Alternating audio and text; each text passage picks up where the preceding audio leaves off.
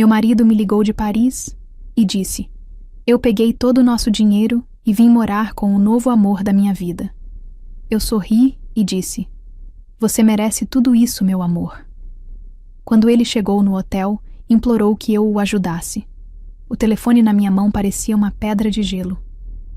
Do outro lado da linha, a milhares de quilômetros de distância, a voz do meu marido, Sérgio, soava distorcida pela euforia e pela conexão internacional. Cada palavra que ele dizia era uma pá de terra jogada sobre o caixão do nosso casamento de 25 anos.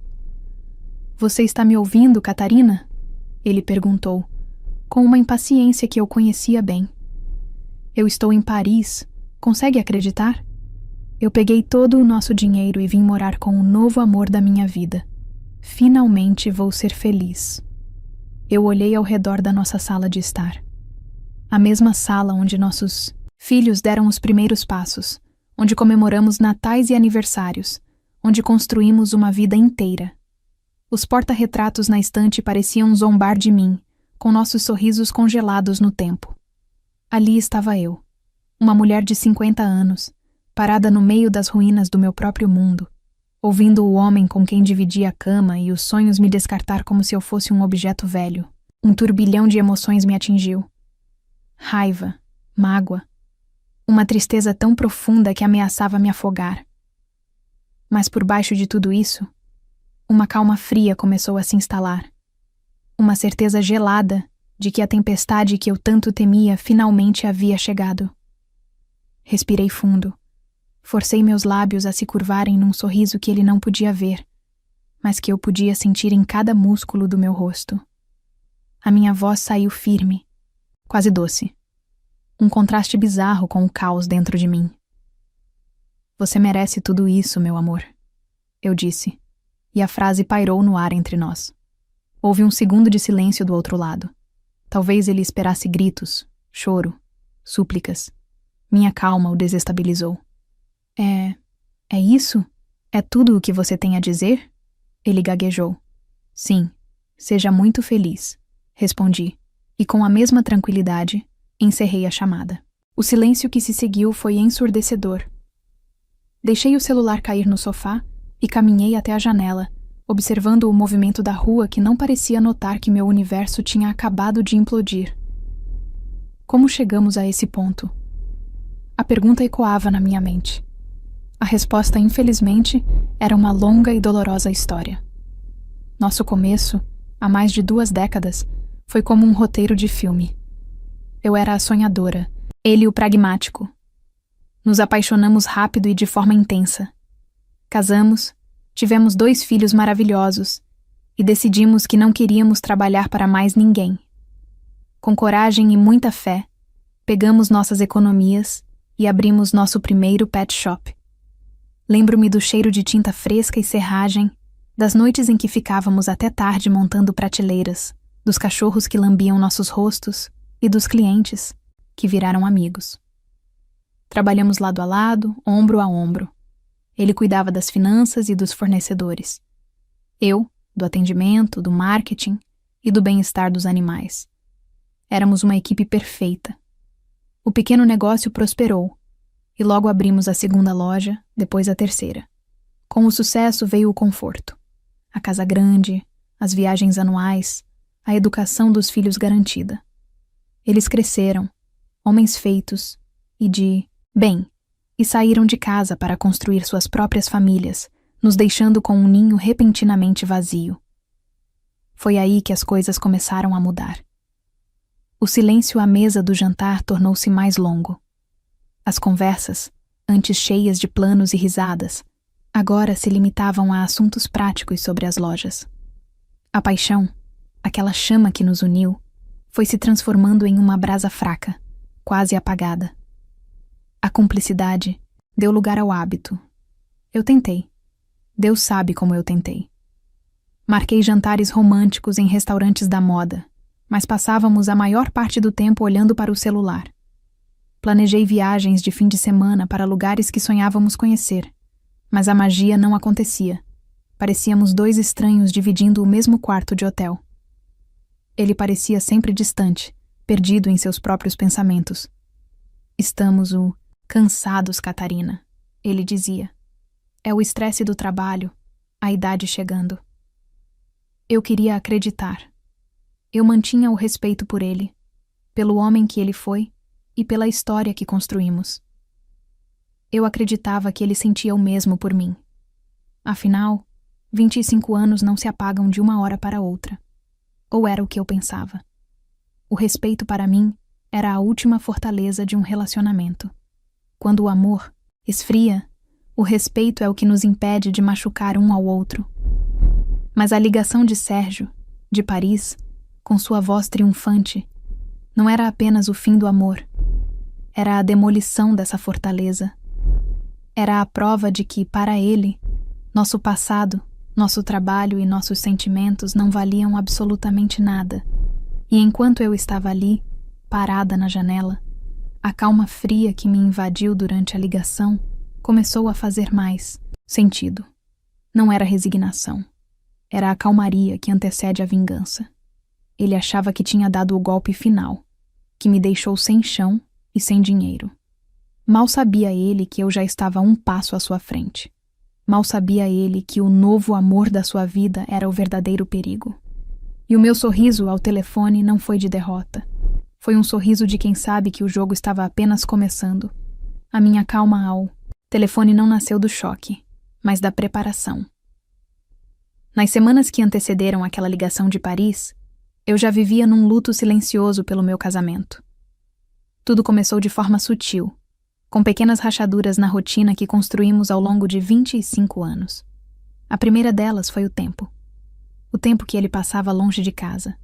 As reuniões até tarde tornaram-se mais frequentes. No começo, eu não questionava. Nosso negócio era exigente, sempre foi. Mas depois, as desculpas começaram a soar ocas.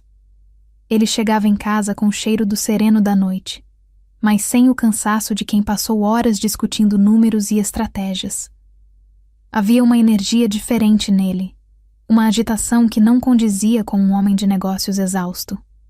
Uma ou duas vezes, senti um perfume floral muito suave em seu paletó, um perfume que não era o meu. Quando perguntei, ele riu e disse que eu estava imaginando coisas. Deve ser de alguma cliente na loja, Catarina. Você sabe como é. Eu tentei ignorar. Tentei dizer a mim mesma que era o estresse, a crise da meia-idade, qualquer coisa menos a traição. Mas a segunda rachadura foi mais difícil de ignorar. O dinheiro. Tínhamos uma conta conjunta desde o primeiro dia, um símbolo da nossa parceria.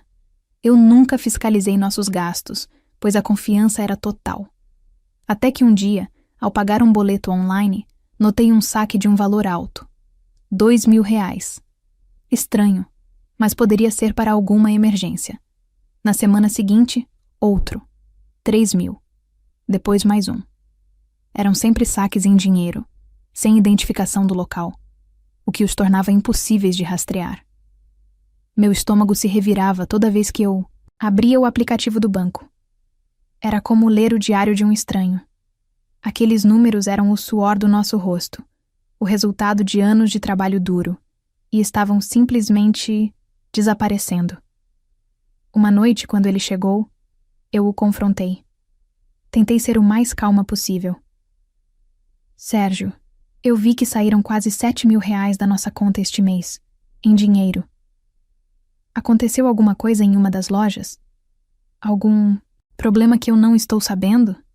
Perguntei, sentada na beirada da nossa cama. Ele tirou os sapatos, sem me olhar nos olhos. São despesas, Catarina.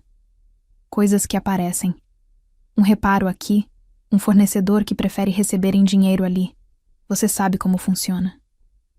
Mas você nunca me disse nada, insisti. Nós sempre decidimos tudo juntos. Foi aí que ele se virou para mim, e pela primeira vez vi irritação em seu rosto, não cansaço. Você está me controlando agora? Depois de 25 anos vai começar a contar meus centavos? Eu trabalho tanto quanto você por esse dinheiro, ou talvez até mais. Tenho o direito de usá-lo como achar melhor. As palavras dele me atingiram como um soco, Ele não estava apenas se defendendo, estava me atacando, me fazendo sentir como a vilã da história. Naquela noite, dormi virada para o meu lado da cama, sentindo um abismo gelado se abrir entre nós. Eu estava sozinha nessa, e se quisesse respostas, teria que buscá-las por conta própria. A decisão de contratar um detetive particular foi uma das mais difíceis da minha vida. Parecia uma traição, uma violação de tudo o que um dia fomos. Senti vergonha ao marcar a reunião, ao me sentar num escritório impessoal e contar a um estranho as minhas suspeitas mais íntimas sobre o meu próprio marido. Mas a necessidade de saber a verdade era mais forte que a vergonha. Eu precisava parar de me sentir louca, de questionar minha própria intuição. O detetive, um homem de meia idade, grisalho e com um olhar compreensivo, ouviu tudo em silêncio. Ele não me julgou. Apenas anotou os detalhes e disse: Dona Catarina, em uma semana, a senhora terá suas respostas. A semana que se seguiu foi a mais longa da minha vida. Cada vez que o telefone tocava, meu coração disparava. Eu olhava para Sérgio à noite, dormindo ao meu lado, e me perguntava quem era aquele homem. Como podíamos dividir a mesma cama e viver em mundos tão diferentes? O chamado veio numa tarde de terça-feira. Tenho o material para a senhora, disse a voz profissional do detetive. Prefere que eu envie por um portador ou quer buscar pessoalmente?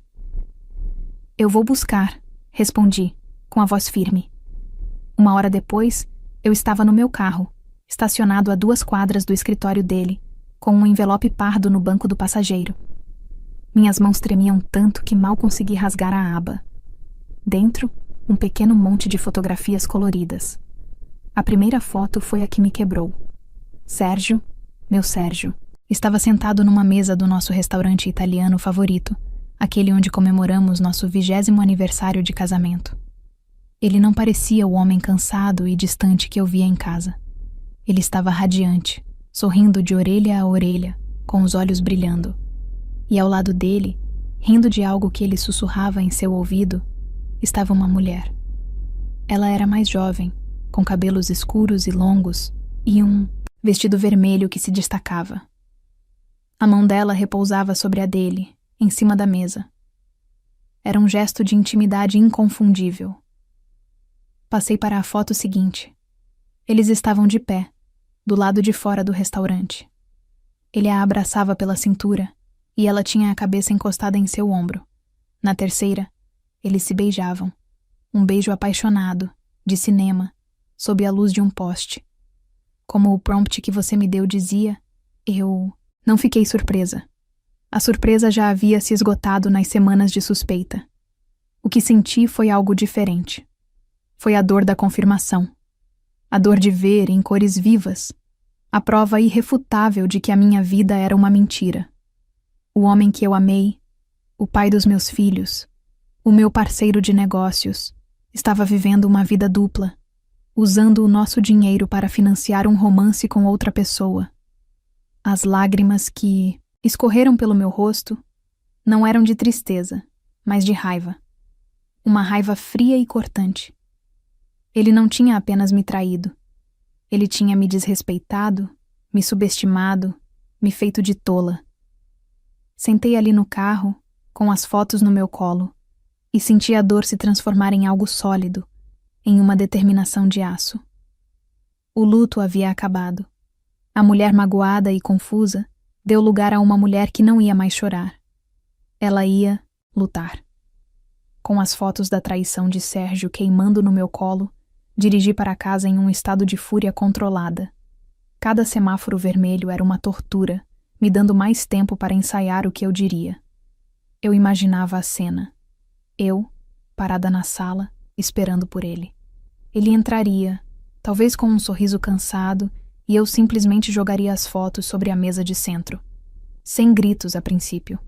Apenas o som do papel fotográfico batendo na madeira e o silêncio que se seguiria.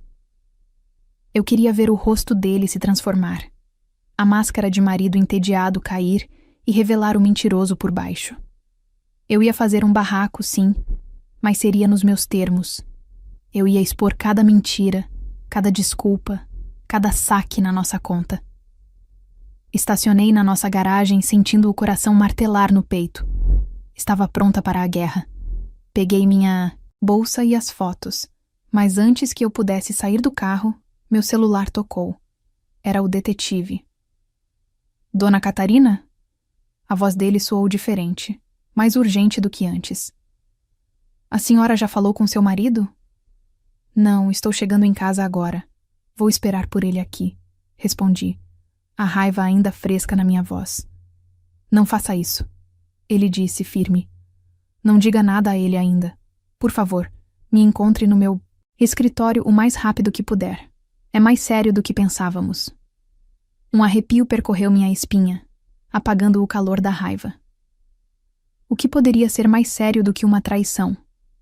Sem fazer perguntas, dei meia volta com o carro e dirigi de volta para o centro da cidade, um sentimento de pavor se instalando no meu estômago. No escritório, o detetive não me ofereceu café. Ele foi direto ao ponto. Sobre a mesa, havia uma pasta aberta. Não eram mais fotos. Eram papéis, impressões de tela de processos judiciais e notícias de jornais de outras cidades. Quando a senhora me contratou, eu fiz uma verificação básica da mulher nas fotos.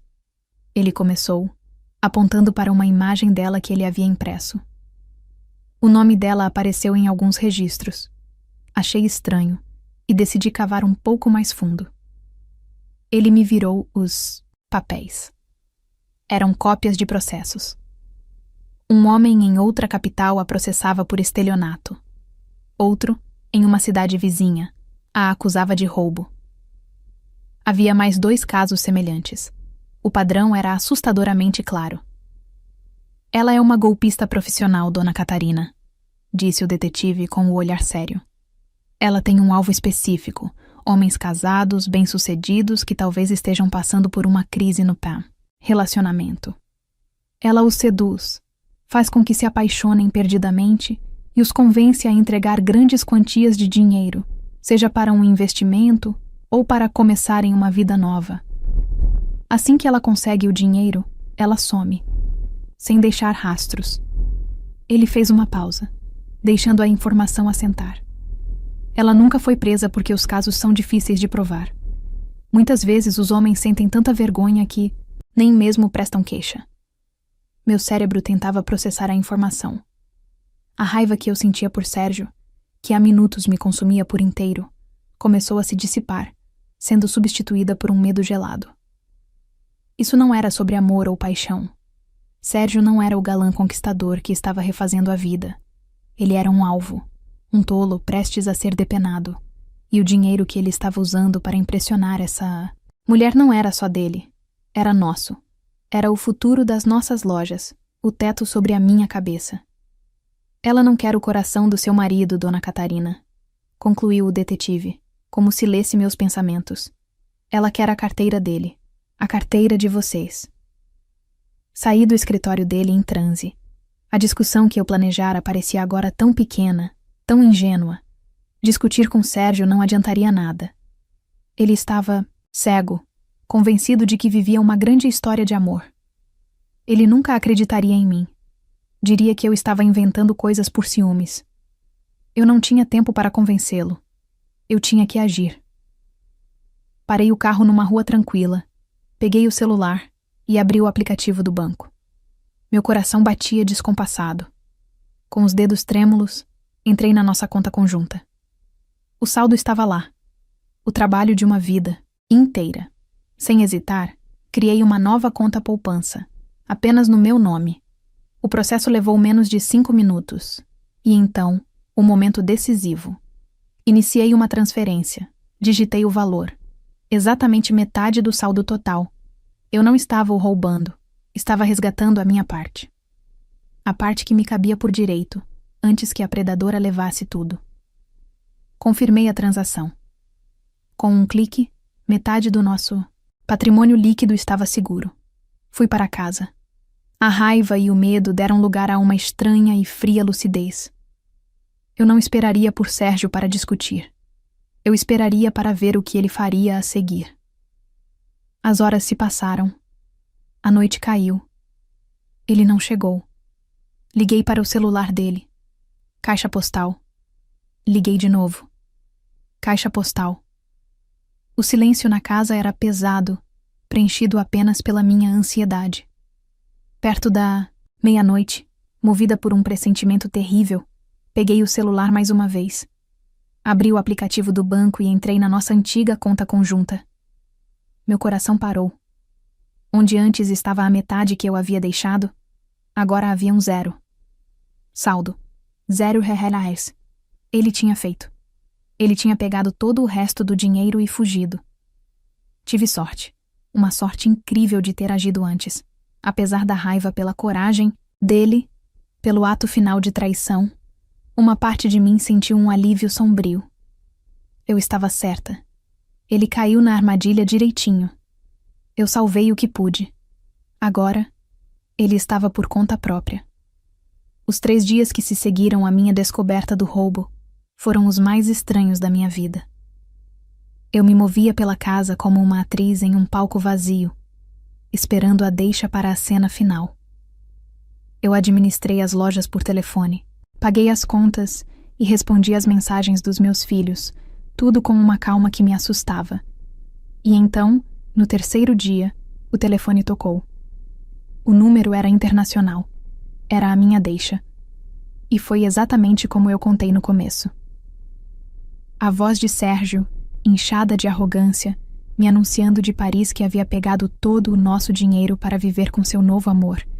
E eu, com o roteiro da verdade gravado na minha mente, respondi com a frase que selou seu destino e libertou o meu. Você merece tudo isso, meu amor. Ao desligar, eu não senti alegria nem tristeza. Senti apenas a inevitabilidade das coisas, como quem assiste a uma pedra rolar morro abaixo sabendo que ela vai se espatifar no final. Ele tinha feito a escolha dele. Agora, era só esperar pelas consequências. Eu não tive que esperar muito. Menos de 6 horas depois, o mesmo número internacional piscou na tela do meu celular. Meu coração deu um salto. Atendi e coloquei no viva voz, deixando o aparelho sobre a mesa da cozinha, enquanto eu me servia de um copo d'água. Catarina, graças a Deus. Catarina, você precisa me ajudar. A voz dele era outra. Onde antes havia arrogância, agora havia pânico puro. Uma nota aguda de desespero que eu nunca tinha ouvido antes. Eu tomei um gole de água, saboreando a frieza do vidro. O que foi, Sérgio? A vida em Paris não é tudo o que você sonhava? Perguntei, com uma calma mortal. Ela sumiu! Ele gritou, e eu podia ouvir sua respiração ofegante do outro lado do mundo. Eu fui tomar um banho, saí do banheiro e ela tinha desaparecido.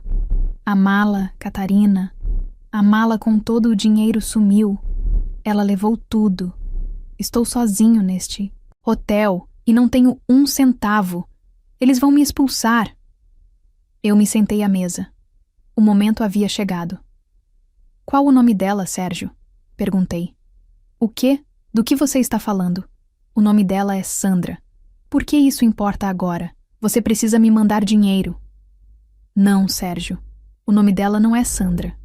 E ela não é o amor da sua vida. Falei, minha voz baixa e clara. Cada palavra uma pedra sendo colocada no lugar. Ela é uma golpista profissional. Eu sei dos outros homens, dos processos, do modo como ela age. Ela te escolheu a dedo. Um homem casado, bem-sucedido e tolo o suficiente para acreditar em um conto de fadas. Ela não te amava. Ela só queria o nosso dinheiro. Um silêncio pesado caiu sobre a linha. Eu podia quase ouvi-lo tentando processar, tentando negar, mas a verdade era brutal e inegável. Não pode ser. Ele sussurrou, a voz quebrada. Você sabia? Eu descobri tudo dias atrás, confessei. Eu ia te confrontar, mas percebi que você não acreditaria em mim. Você estava cego demais. Então por que não me avisou? Por que me deixou fazer isso? Ele soluçou, agora misturando desespero com acusação. Porque você já tinha feito sua escolha, Sérgio. Você me ligou se gabando de ter me roubado e me abandonado. Você não me deu a chance de avisar. Você só me comunicou o fato. E eu te disse: você merece tudo isso. Respirei fundo. Você merece a mulher que escolheu e as consequências que vieram com ela. Catarina, por favor, ele implorou, a voz reduzida a um gemido. Pelos nossos filhos, pela nossa história, me ajuda. Eu não tenho ninguém. A menção à nossa história foi a última gota. Nossa história acabou no momento em que você limpou nossa conta bancária para fugir com outra mulher. Eu disse, a frieza intacta. Quanto ao dinheiro que você perdeu, não se preocupe. Era apenas a sua metade. A minha está segura. E agora, se me dá licença, eu tenho negócios para tocar. Não, Catarina, espere. Foi a última coisa que ouvi antes de encerrar a chamada. Em seguida, bloqueei o número dele. Nos dias seguintes, dei entrada no divórcio. O processo foi simples do meu lado. Eu tinha meu capital, o negócio para me focar e uma determinação de ferro. Ele, eventualmente, conseguiu voltar ao país com a ajuda de um de seus irmãos, humilhado e endividado até o pescoço. Na divisão de bens, ficou com uma das lojas, mas foi obrigado a vendê-la quase que imediatamente por um preço irrisório para cobrir as dívidas que fez e o dinheiro que perdeu. Hoje, nos encontramos apenas em eventos de família, como aniversários dos nossos netos. A diferença entre nós é gritante. Sérgio parece ter envelhecido 20 anos. Anda sempre de ombros caídos, com um olhar abatido e perdido. Ele evita meu olhar. Senta-se num canto e fala pouco. Eu, por outro lado, floresci. Assumi o controle total das 2 lojas restantes. As renovei e as tornei mais lucrativas do que nunca. Viajo, saio com minhas amigas, descobri o prazer da minha própria companhia. Meus filhos, depois do choque inicial, entenderam o que aconteceu e me apoiaram incondicionalmente. Em cada reunião de família, eu chego radiante, bem vestida, com um sorriso sincero no rosto. Às vezes, eu o olho do outro lado da sala e não sinto raiva, nem ódio. Sinto uma espécie de paz distante. Eu não me vinguei ativamente dele. Eu simplesmente me recusei a afundar com ele. Eu o deixei colher exatamente o que ele plantou. E essa, para mim, é a maior vitória. Eu durmo todas as noites com a consciência limpa, sabendo que em cada momento de crise eu fiz a coisa certa. Eu me protegi meu futuro e saí da destruição não apenas inteira, mas mais forte do que jamais imaginei ser.